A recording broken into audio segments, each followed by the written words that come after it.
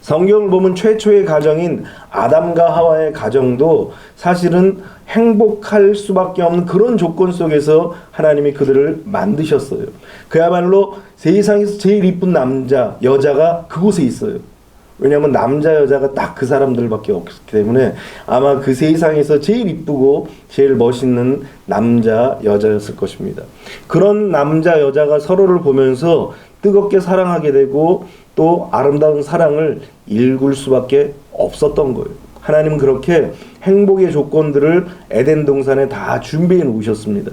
그럼에도 불구하고 행복이 절정에 달아가야 되는 그런 삶들이 비참하게 되었어요. 죄가 들어오니까 모든 그 책임을 누구에게 전가해요? 나 이외에 다른 사람에게 전가시키는 거예요.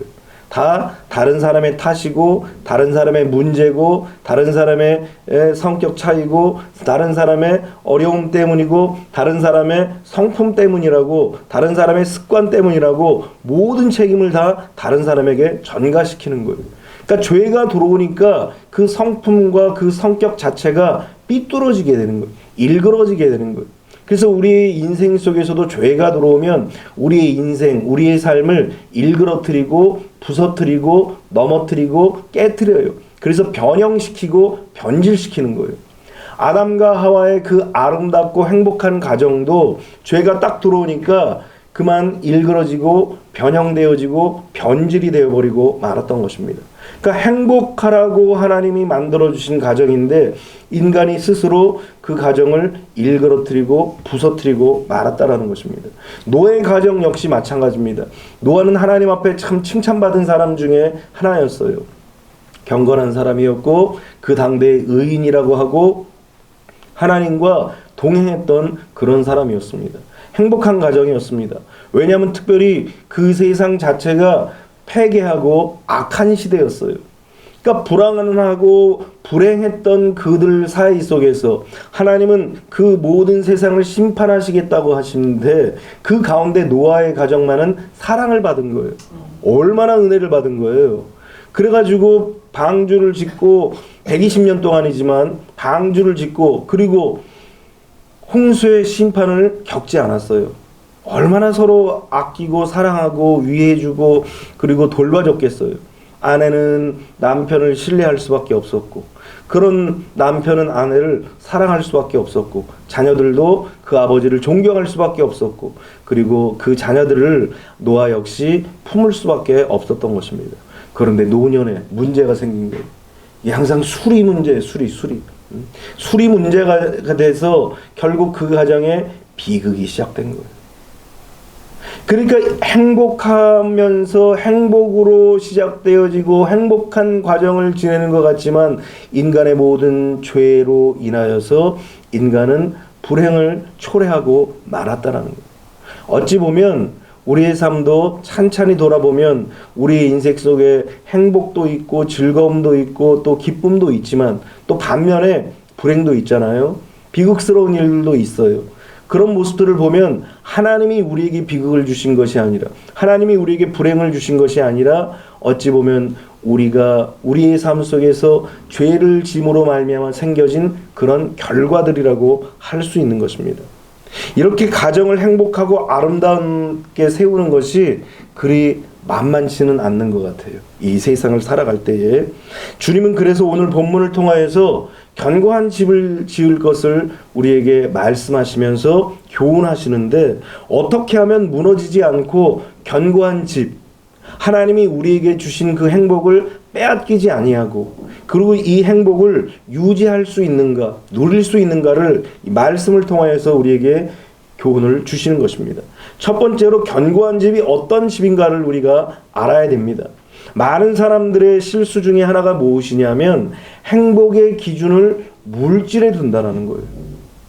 여러분 행복은 결코 물질에 있지 않다라는 거예요. 눈에 보여야 되고 귀에 들려야 되고 손에 잡혀야 되는 것 이러한 것이 결코 행복의 기준이 아니라는 거예요. 결국 눈과 귀와 손에 잡혀진다는 것은 육신의 정욕과 안목의 정욕과 이 세상의 자랑을 의미하고 있는 거예요. 그런데 이 세상 모든 사람들 어찌 보면 믿는 사람들도 육신의 정욕과 안목의 정욕과 이 세상의 자랑을 행복의 기준으로 삼고 살아갈 때가 있다라는 거예요. 그러나 성경은 우리에게 분명하게 기록하고 있습니다. 하나님께서 자기를 사랑하는 자들을 위해서 예비한 모든 것, 다시 말하면 좀 쉽게 풀이하자면 하나님이 자기를 사랑하는 자들을 위해서 준비하신 행복들은 눈에 보이지 아니하고 귀에 들리지 아니하고 마음으로 느끼지 못하는 것이라고 성경은 우리에게 말씀하고 있다라는 거예요. 그래서 모든 행복의 기준은 결단코 육신의 정욕과 또 안목의 정욕과 이 세상의 자랑에 속하지 않았다라는 거예요.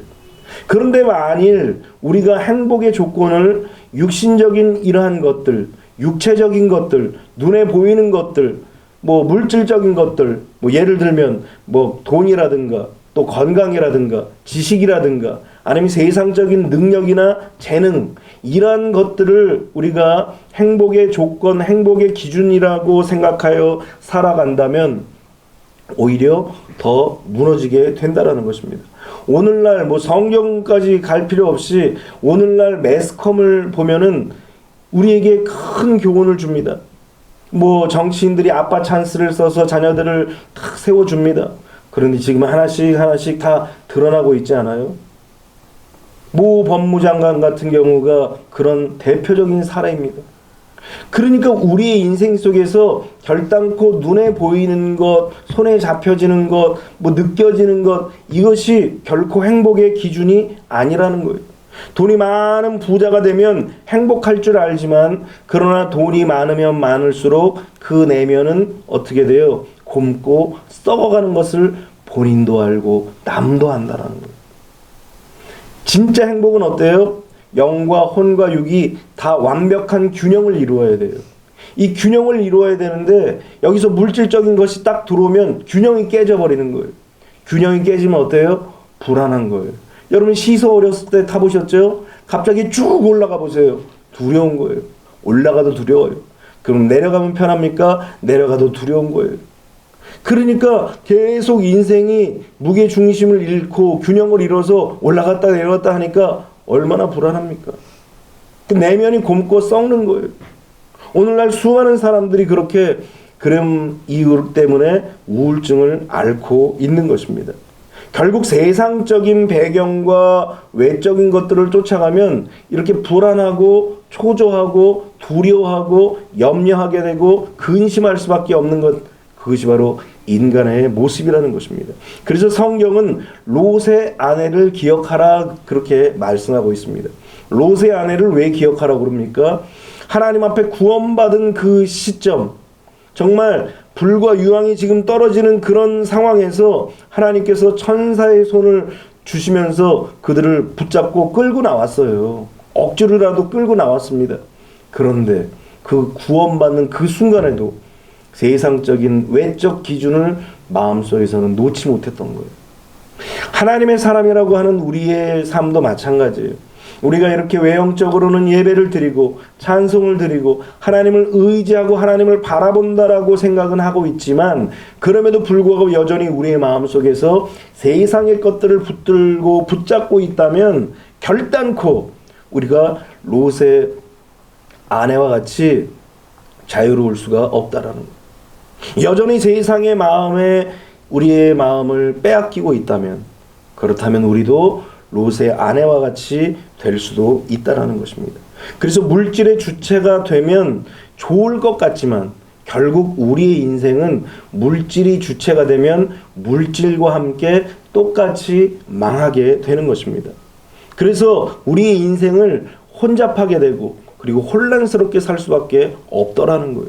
창세기 11장 3절로 4절에 보니까 서로 말하되 자 벽돌을 만들어 견고히 굽자 하고 이에 벽돌로 돌을 대신하며 역청으로 진흙을 대신하고 또 말하되 자 성읍과 탑을 건설하여 그 탑 꼭대기를 하늘에 닿게 하여 우리 이름을 내고 온 지면에 흩어짐을 면하자 하였더니, 여러분 이 신할 땅에서 많은 사람들이 홍해를 경험했던 그 기억들을 생각하면서 땅에 탑을 지었습니다. 지구라트라고 하는 건데 이 탑을 꼭 하늘 꼭대기까지 지었던 것입니다. 하나님은 이 모든 것들을 보고 계셨던 거예요.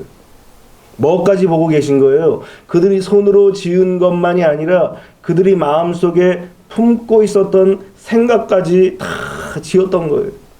그러니까 결국 무엇이냐? 그들의 기초가 벽돌이었고 역청이었다라고 하지만 그들의 기초가 벽돌과 역청만이 아니었던 거예요. 그들의 기초는 뭐였느냐? 바로 교만이었던 거예요. 하나님처럼 이름을 내고 그리고 심지어요 하나님을 대적하는 마음, 그것이 바로 이들이 갖고 있었던 그 마음의 기초였던 것입니다. 그 결과 어떤 일들이 발생됩니까? 창세기 11장 9절에 보니까 그러므로 그 이름을 바벨이라 하니 이는 여호와께서 거기서 온 땅의 언어를 혼잡하게 하셨음이니 여호와께서 거기서 그들을 온 지면에 흩으셨더라. 여러분, 사람들이 하나님에 대해서 착각하고 있는 것이 무엇이냐면 우리의 언행 심사를 모를 것이다 라고 생각하는 거예요. 우리가 생각하고 또 우리가 마음에 품고 있는 것, 우리가 말하는 것, 우리가 순식간에 뱉어지는 그 말들, 심지어는 우리도 잃어버렸던 그 말들을 하나님이 기억하지 못하시고 듣지 않으실 것이라고 착각할 때가 있더라는 것입니다. 심지어 믿는 자들도 하나님은 안 들으시고 못 보시기를 원해요. 그저 우리의 기도와 우리가 예배 드리고 찬양 드리는 그때만 하나님께서 우리를 주목하여 보기를 원하시는 마음이 믿는 사람들의 마음 속에서도 있더라는 것입니다. 그러나 우리가 기억해야 될 것은 하나님은 언제든지 어느 자리에 있든지 어떤 생각을 품고 어떤 마음을 가지고 있는지를 하나님은 다 아신다라는 거예요. 그래서 인간의 삶은 신앙이라는 기초에 세워야 되는 거예요. 물질이라는 것에 기초를 세워놓으면 하나님이 주목하여 보시고 그 물질과 함께 엎으시는 거예요. 그래서 성경은 우리에게 세상을 이제 주관하시고 인생을 주관하고 계신다는 사실을 그렇게 말씀하시면서 인생을 주관하시는 분이 늘 우리를 감찰하고 계신다는 사실을 절대로 잊지 말아야 돼요. 그래서 우리는 신앙의 세 가지를 확실하게 믿어야 되는 것입니다. 세 가지가 뭐냐면 하나님을 믿어야 돼요. 이 하나님을 믿는다라는 것은 무엇이냐면은 창조주 하나님을 믿는다라는 거예요. 이 창조주 하나님을 믿는다라는 것은 그 하나님이 근원이에요. 그래서 우리가 어버이날 육신의 부모에게도 감사하지만 하나님 아버지께 반드시 감사해야 돼요. 왜 그렇습니까? 하나님 아버지가 우리를 지으시고 창조하시고 만드신 근원이기 때문에요. 거기서부터 우리의 인생이 시작됐다는 사실을 믿지 못하면 그것은 믿음이 없는 거예요. 그래서 창세기 1장 1절 태초에 하나님이 천지를 창조하셨느니라 이 말씀에서부터 시작하여서 우리의 믿음이 시작되고 거기에서 하나님의 은혜와 축복을 받는 그런 자격이 부여되는 거예요.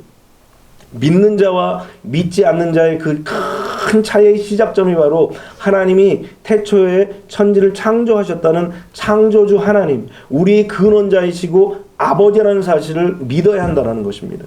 두 번째 믿어야 될 것은 구원자 예수님이에요. 구원자 예수님을 믿는다라는 것은 크게 십자가와 부활을 믿는 거예요. 나를 위해서 고난당하시고 죽으시고 그리고 나의 죄를 씻어주신 그 십자가의 신앙을 믿고 또 우리의 삶 속에 간직하고 있어야 그것이 믿는 자인 거예요. 이것이 있다 없다 한다라는 것은 믿는 자일 수 없는 거예요. 뿐만 아니라 십자가의 신앙과 더불어서 부활 신앙을 가지고 있어야 됩니다. 죽음에서 끝나는 것으로 아니라 우리의 죄를 사해 주시는 것은 바로 부활을 통하여서 완성되는 거예요.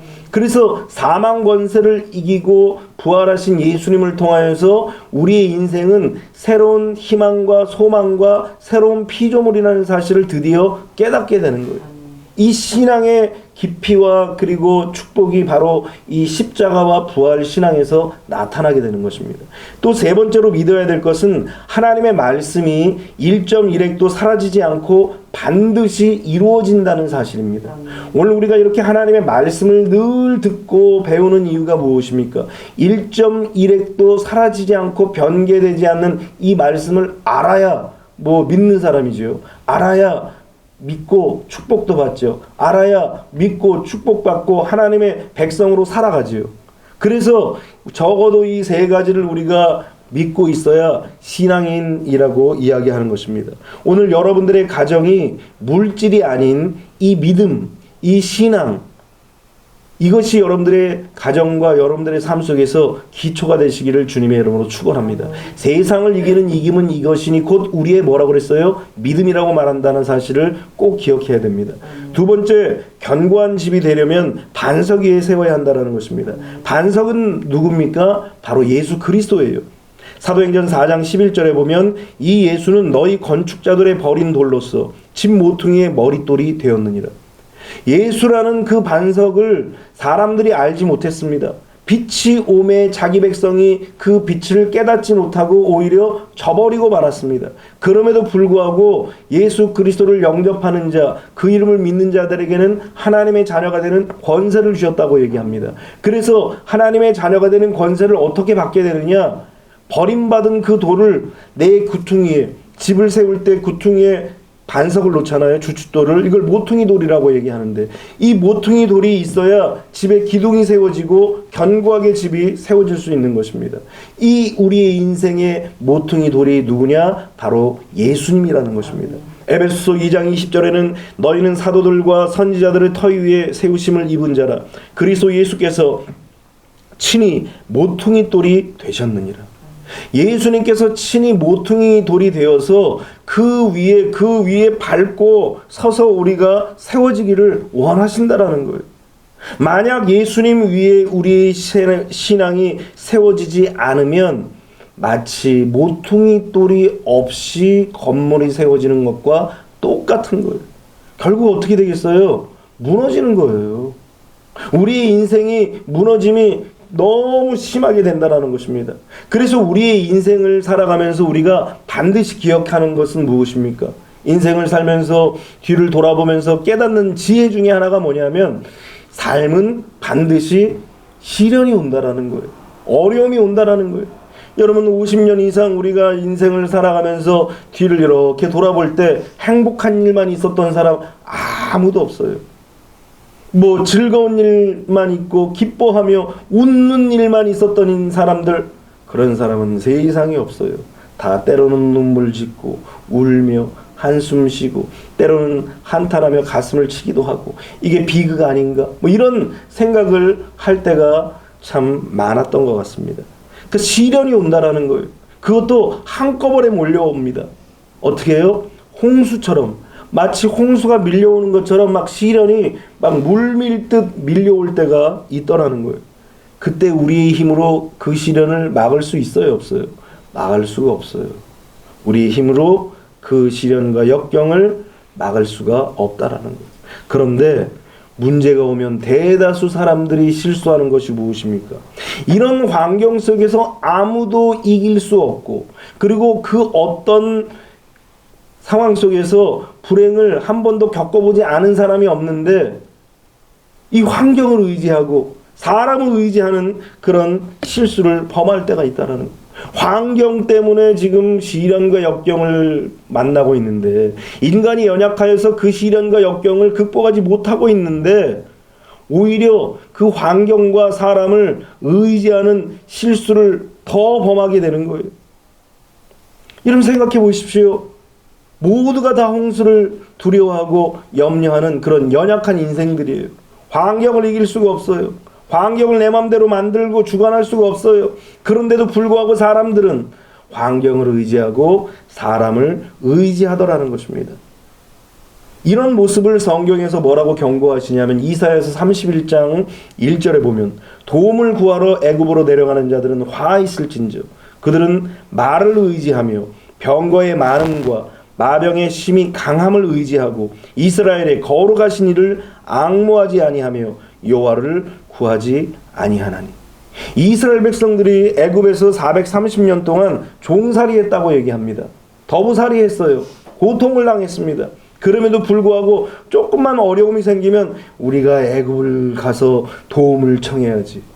우리가 애굽에 가서 어려움을 좀 호소해서 도움을 받아야, 이런 생각이 이스라엘 백성들 생각 속에 가득하더라는 거예요.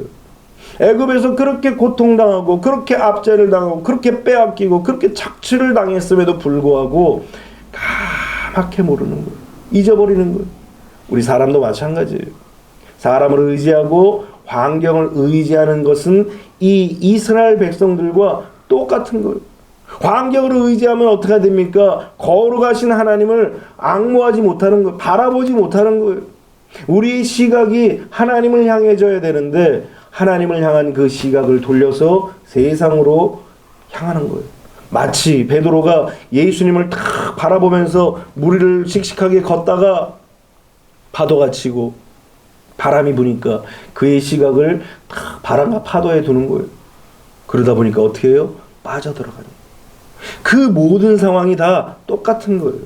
우리 눈이, 우리 시각이 어렵다고 힘들다고 환경을 바라보고 물질적인 것의 기초를 다시 갖기를 원하고 사람을 의지하게 되면 이 애굽의 말과 병거와 사람을 의지하는 것과 똑같다라는 거예요. 그런데 이들에게 성경은 뭐라고 말씀하십니까? 이렇게 애굽으로 내려가는 자들은 화 있을진저라고 얘기합니다. 그러니까 이 말씀은 지금 이웃과 좋은 관계를 갖느냐 안 갖느냐 이 문제를 얘기하는 것이 아니라 지금 누구를 바라보고 누구를 의지하느냐, 지금 기도하고 있느냐, 하나님의 말씀을 의지하고 있느냐 하는 믿음의 문제에 대해서 말씀하고 있는 거예요. 지금 우리는 하나님께서 우리에게 원하시는 것은 뭐예요? 믿음을 보시는 거예요. 믿음을. 주님이 마지막 때 이 세상에 오셨을 때에도 뭘 보신다고 그랬어요? 우리가 많이 가지고 많이 배우고 많이 소유했냐, 어떤 권력과 권세를 가지고 있느냐, 이것을 보시는 것이 아니라 우리에게 보시는 것은 바로 믿음이라는 거예요. 그래서 날마다 우리는 하나님의 말씀을 통하여서 우리의 믿음을 점검해야 한다는 것입니다. 그래서 그 마음의 동기가 세상을 의지하고 사람을 의지하고 환경을 의지하면 이것은 하나님을 바라보지 않는 것, 또 하나님께 기도하지 않는 모습이라는 거예요. 하나님을 바라보지 않는 것이 왜 이렇게 안타까운 일입니까? 하나님은 늘 우리를 바라보고 계시는데 우리는 딴 데 쳐다보는 거예요. 하나님은 우리를 위해서 좋은 것을 준비하고 계시는데 우리는 하나님께 구하는 것이 아니라 사람에게 구하는 거예요. 사람에게 마치 구걸하듯이 구한다라는 거예요. 이 하나님을 의지하지 않는 우리의 모습을 보고 하나님이 얼마나 안타까워 하시겠어요. 그래서 우리의 신앙의 기초가 견고하게 세워지기 위해서는 반드시 믿음으로 반석이신 예수 그리스도 위에 세워져야 한다는 거예요. 예레미야 46장 25절에도 그렇게 경고하고 있습니다. 만군의 여호와 이스라엘의 하나님께서 말씀하시니라. 보라, 내가 노예 아몬과 바로와 애굽과 애굽 신들과 왕들 곧 바로와 및 그를 의지하는 자들을 벌할 것이라. 지금 여기에서 말하는 노예 아몬, 바로, 애굽의 신들, 왕들, 뭐 이런 자들을 누구라고 얘기하냐면 신이라고 얘기합니다. 특별히 태양신이라고 그렇게 얘기해요. 노예 아몬도 그렇고 바로도 그렇고 애굽도 그렇고 애굽의 모든 왕들을 다 신이라고 얘기하는데 태양신이라고 얘기하는 거예요. 그러니까 이들이 강력한 능력과 권세를 가지고 있다라고 생각하는 거예요. 이들을 의지하고 있는. 그래서 다 사람이 만든 건데, 다 하나님께서 지으신 건데, 하나님께서 지으신 피조물인데 이것을 잊어버리고 오히려 피조물들을 마치 신인 양 숭배하고 또 따라가더라는 거예요. 결단코 하나님이 그들을 그냥 두지 않으신다라는 거예요. 하나님을 의지하지 않고 세상을 의지하는 모든 것들을 하나님은 다 멸하신다라고 우리에게 간곡하게 또 강렬하게 말씀하시는 것입니다. 그래서 우리의 신앙은 오직 예수 그리스도여야 합니다. 신앙의 대상은 오직 예수 그리스도여야만 한다라는 거예요. 그래서 오직 예수 그리스도를 통하여서 우리의 믿음의 집을 세워야 됩니다. 그래야 쓰러지지 아니하고 무너지지 않는 견고한 집을 세울 수 있는 것입니다. 오늘 본문 24절로 25절도 뭐라고 말씀하십니까? 그러므로 누구든지 나의 이 말을 듣고 행하는 자는 그 집을 반석 위에 지은 지혜로운 사람 같으리니 비가 내리고 창수가 나고 바람이 불어 그 집에 부딪히되 무너지지 아니하나니 이는 그 추추를 반석 위에 놓은 까닭이요. 예수 그리스도라는 반석 위에 집을 딱 세워놓으니까 그 집이 시련도 오고 역경도 오고, 반석 위에 세운 집도 시련과 역경이 와요. 그럼에도 불구하고 두려워하지 않을 것은 무너지지 않는다는 거예요. 이것이 바로 예수 그리스도가 우리의 반석이 되어야 할 이유인 것입니다. 그러니까 예수 그리스도를 통하여서 믿음의 집을 세운다라는 것은 어떤 의미가 있냐면 우리의 인생을 하나님의 말씀을 읽고 듣고 순종하는 그런 삶 위에 세운다라는 거예요. 그래서 예수 그리스도가 우리에게 있어서 말씀으로 찾아오신 하나님이라는 사실을 결단코 잊지 말아야 됩니다. 요한복음 1장 14절에 뭐라고 고백하고 있습니까? 말씀이 육신이 되어 우리 가운데 거하심에 우리가 그의 영광을 보니 아버지의 독생자의 영광이요 은혜와 진리가 충만하더라 그랬어요. 아버지의 독생자의 영광이 바로 예수 그리스도예요. 그러니까 예수 그리스도가 말씀이신데 육신을 입고 하나님께서 이 세상에 보내주신 그런 하나님의 독생자라는 거예요. 그래서 하나님의 백성이라면, 하나님의 자녀라면 하나님의 말씀, 이 말씀 위에서 우리의 신앙의 집이 딱 세워져야 돼요. 우리 자신이 이 말씀에서 세워져야 되는 것입니다. 그래서 말씀이 이끄는 삶, 말씀이 인도하시는 그런 삶을 살아야 되는 거예요. 그래서 우리가 하나님의 말씀을 배우는 거예요. 그런데 왜 이렇게 하나님께서 하나님의 말씀을 강조하시느냐? 그것은 하나님이 우리의 인생을 주관하고 계신다라는 거예요. 뭘 위해서 이렇게 인생을 주관하고 계시느냐? 우리를 구원하기 위해서라는 거예요. 하나님의 관심사는 당신의 사람들을 구원하는 것 이외에는 관심이 없어요. 그러니까 여러분들 부모님에게 사랑받는 자녀들도 있잖아요. 또 부모님에게 미움받는 자녀도 있어요. 어떤 자녀는 내가 부모님께 사랑받으려고 그냥 막 열심히 막 집안일을 합니다. 청소하고 빨래하고 그래요. 어린아이가. 그런데 엄마 아빠의 마음은 뭘 원하겠어요? 초등학교 다니는 아이가 빨래하고 청소하고 그저 그냥 심부름이나 하는 걸 원하겠어요? 아니면 공부 잘하는 걸 원하겠어요? 그렇죠. 하나님 아버지의 마음이 바로 그와 같다라는 거예요. 하나님 아버지의 마음은 뭐냐면 사람이 다 구원받는 거예요. 하나님의 백성들이 다 구원받아서 하나님의 자녀가 되는 거예요. 여기에 관심을 두는 하나님의 백성들에게 하나님은 하나님 아버지의 마음을 안다고 하시면서 그들을 축복하시는 거예요. 그러니까 하나님의 관심사가 구원이라는 사실을 알고 그 구원에 우리의 모든 인생의 삶을 집중시킬 때 하나님 앞에 그렇게 복을 얻고 은혜와 축복을 얻는 거예요. 엉뚱한 것을 추구하면 하나님이 아유 너는 그거나 해라 그래 일이나 해라 그리고 제쳐놓을 수도 있어요.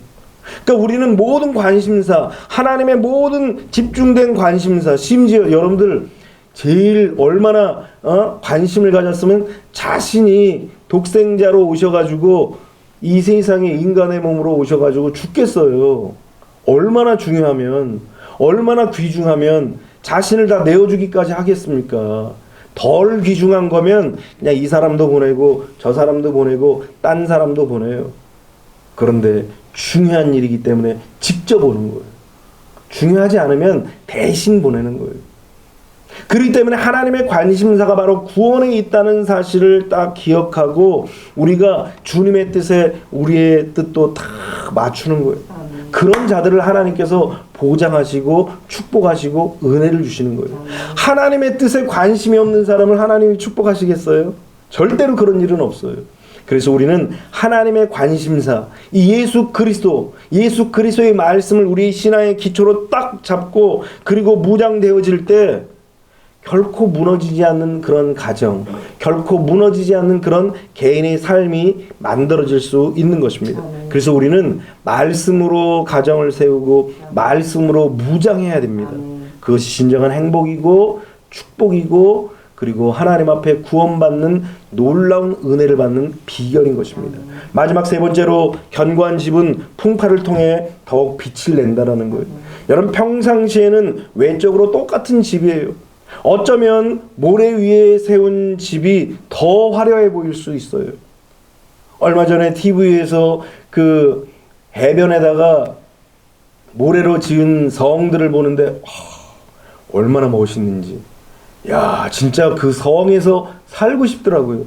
그만큼 화려하고 아름답고 멋지게, 그리고 아주 세세하게 문도 벽돌 쌓아진 것도 그리고 창문도 막 진짜 거기 안에 들어갈 수 있을 것 같아요. 그런데 이렇게 빠르고 또 멋있어 보이고 세우기도 편한 이런 집이 결코 우리에게 행복과 즐거움과 안전을 주지 못한다라는 거예요. 세상에 세워진 그런 세상의 조건으로 세워진 가정도 마찬가지예요. 한순간 기쁠 수 있을 거예요. 한순간 즐거움을 누릴 수도 있을 것입니다. 탕자의 비유를 보면 둘째 아들이 아버지 재산을 가지고 타국에 가서 막 허랑방탕하게 씁니다. 쓸 땐 좋았죠. 아마 쓰면서 야 이게 행복이지, 이게 사람 사는 거지 그러면서 아마 많은 사람들에게 막 뿌리고 썼을 거예요. 행복을 그야말로 만끽했을 거예요. 그런데 일단 시련의 바람이 딱 불기 시작하면 그 시련의 바람을 결단코 막지 못한다라는, 걷잡을 수 없는 그런 상황까지 내리다라는, 심지어는 돼지가 먹는 그런 쥐염 열매를 먹는 것조차도 허락되지 않아요. 이스라엘 백성들이 제일 싫어하는 짐승이 뭔지 아세요? 돼지. 그런데 그 돼지를 치고 심지어는 돼지가 먹는 그 열매를 먹으려고 하는데 그 열매조차 얻을 수가 없다라는 거예요. 얼마나 비참한 거예요.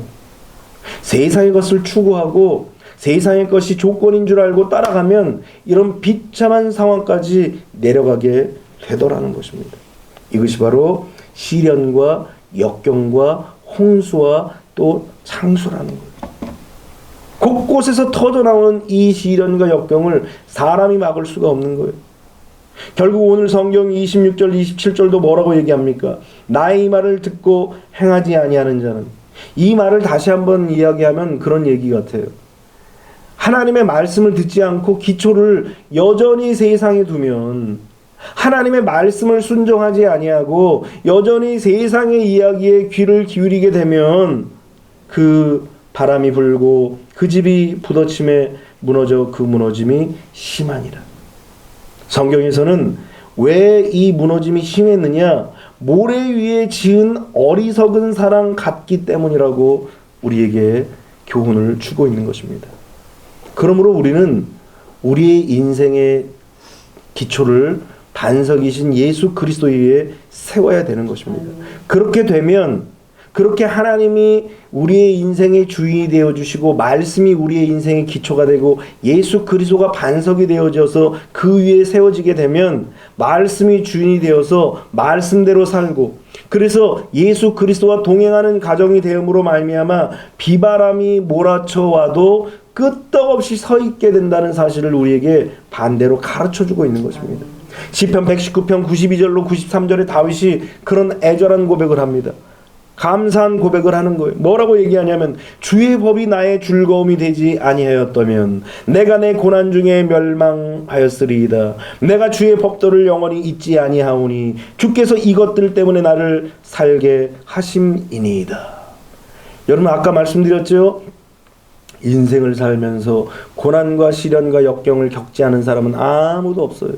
다윗조차도 고난과 역경과 시련이 막 물밀듯 홍수처럼 몰려옵니다.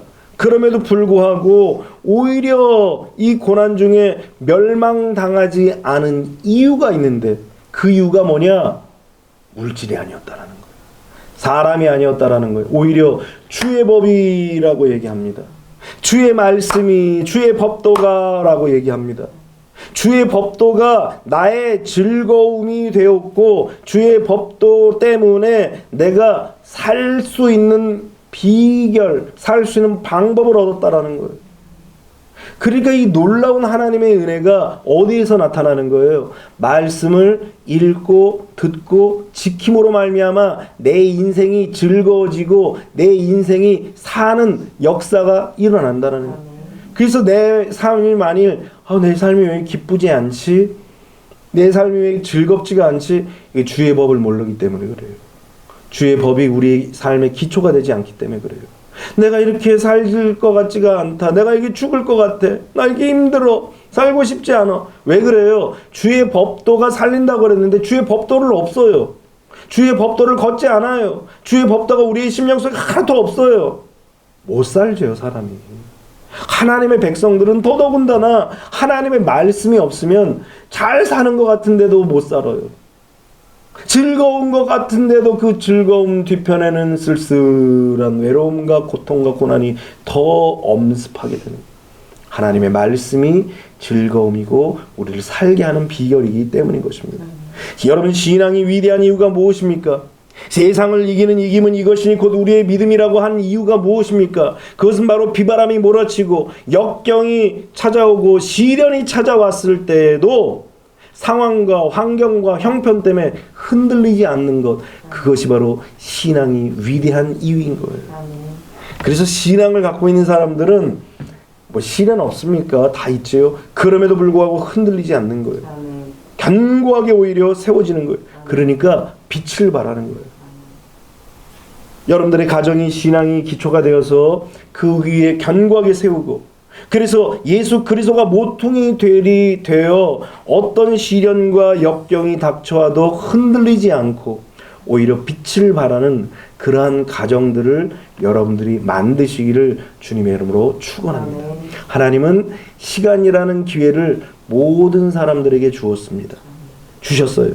그런데 이 시간이라는 이 기회를 가지고 우리는 아름답고 견고한 가정을 만들어야 한다는 거예요.